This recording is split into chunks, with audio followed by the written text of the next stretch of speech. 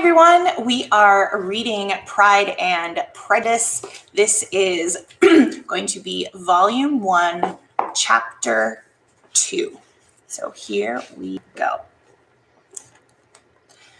Mr. Bennet was among the earliest of those who waited on Mr. Bingley. He had always intended to visit him, though to the last always assuring his wife that he should not go. Until the evening after the visit was paid, she had no knowledge of it.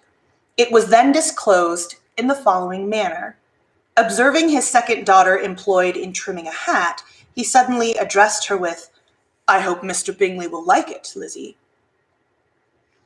"We are not in a way to know what Mr. Bingley likes," said her mother resentfully, "since we are not to visit." "But you forget, mamma," said Elizabeth, "that we shall meet him at the assemblies, and that Mrs. Long has promised to introduce him." I do not believe Mrs. Long will do any such thing. She has 2 nieces of her own. She is a selfish, hypocritical woman, and I have no opinion of her." "No more have I," said Mr. Bennet, "and I am glad to find that you do not depend on her serving you." Mrs. Bennet deigned not to make any reply, but unable to contain herself, began scolding one of her daughters. "Don't keep on coughing so, Kitty, for heaven's sake. Have a little compassion on my nerves. You tear them to pieces." "Kitty has no discretion in her coughs," said her father. "She times them ill." "I do not cough for my own amusement," replied Kitty fretfully. "When is your next ball to be, Lizzie?" "Tomorrow fortnight."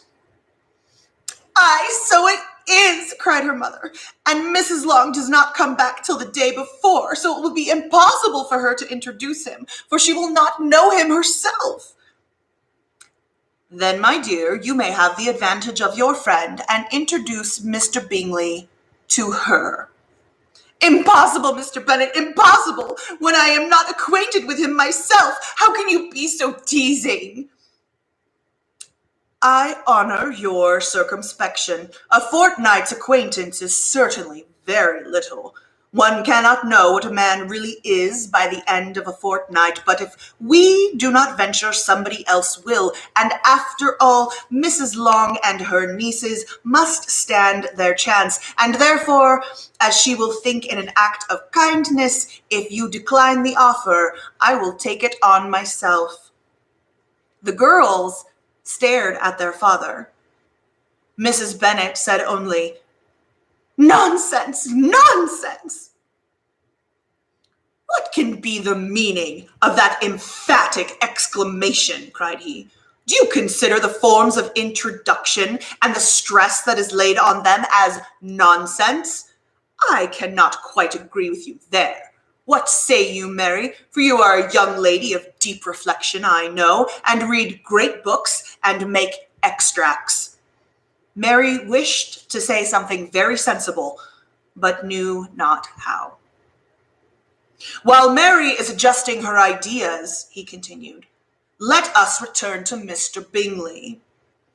"I am sick of Mr. Bingley," cried his wife. "I am sorry to hear that. But why did you not tell me so before? If I had known as much this morning, I certainly would not have called on him. It is very unlucky, but as I have actually paid the visit, we cannot escape the acquaintance now." The astonishment of the ladies was just what he wished, that of Mrs. Bennet perhaps surpassing the rest, though when the first tumult of joy was over, she began to declare that it was what she had expected all the while. "How good it was in you, my dear Mr. Bennet! But I knew I should persuade you at last. I was sure you loved your girls too well to neglect such an acquaintance. How well pleased I am, and it is such a good joke, too, that you should have gone this morning and never said a word about it until now."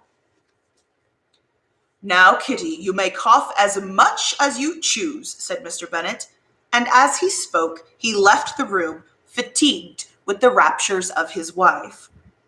"What an excellent father you have, girls," said she when the door was shut. "I do not know how you will ever make amends for his kindness, or me either, for that matter.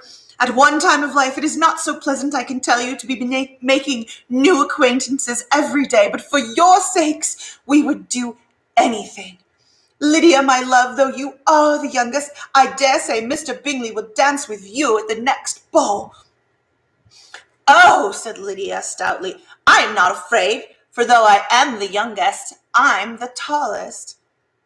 The rest of the evening was spent in conjecturing how soon he would return Mr. Bennet's visit and determining when they should ask him to dinner. And that is the end of chapter 2. Chapter 3 will be coming soon. Bye.